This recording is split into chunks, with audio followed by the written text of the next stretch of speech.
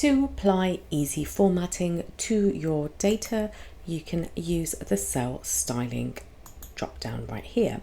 So as you can see, you have a lot of different options over here, and let's start by highlighting our data on the header, and we can come down to heading. So we have a pre-formatted way of using our data.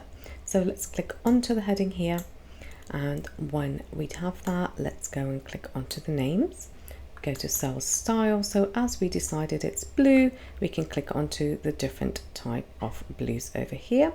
So you can have an accent. Let's try that.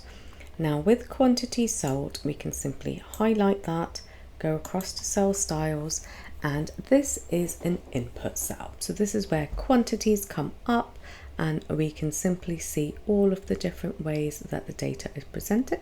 So let's go to input, and we can maybe have the prices coming, say, from a different sheet. So this could be a cell which is linked, so we could click onto that.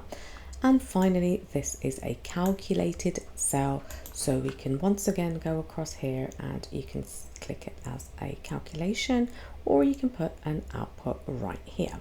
Now what we can also do is, once go back here, we can even format our data into numbers. So we have a number with a comma, number without zeros, a currency, and a currency without zeros. So let's simply click onto the currency there.